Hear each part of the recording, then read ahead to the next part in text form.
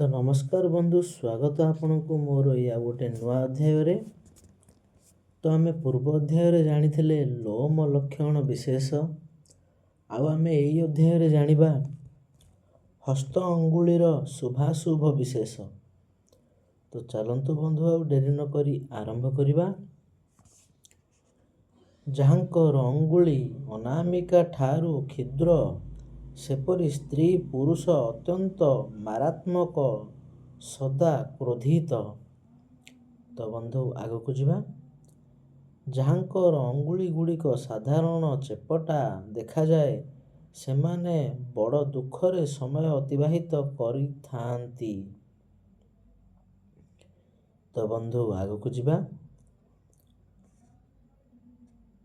जहांकर अंगुली गुड़िक गोल, मूलठारू अग्रभाग आड़कू सरू होइथाए, सेपरी स्त्री मानंकु सुलक्षणा नारी कहिबो।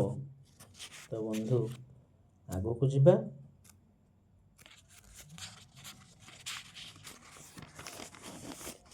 जहांकर हस्तर अंगुली गुड़िक पतला, सेपरी स्त्री माने सदा रोगिणी ओ दरिद्रता मध्यरे समय अतिबाहित करिथांती। तो बंधु आगकू जिबा।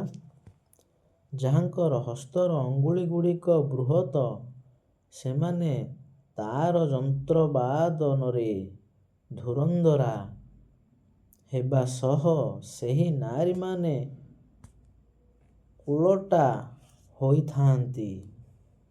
तो बंधु आगकू जिबा।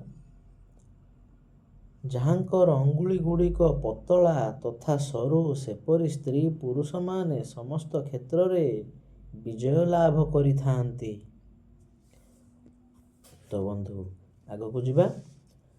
जहांकर अंगुली गुड़िक असाधारण से भावरे मोटा, सेपरी स्त्री और पुरुष माने निर्धिनी मूल लागिले उदर पोषण करिथांती। तो बंधु आज आम जानिले हस्त अंगुलीर शुभाशुभ। आउ आम आगामी वीडियो रे जानिबा हसर विशेष लक्षण गुड़िक। तो सेई पर्यंत रहुछि। नमस्कार।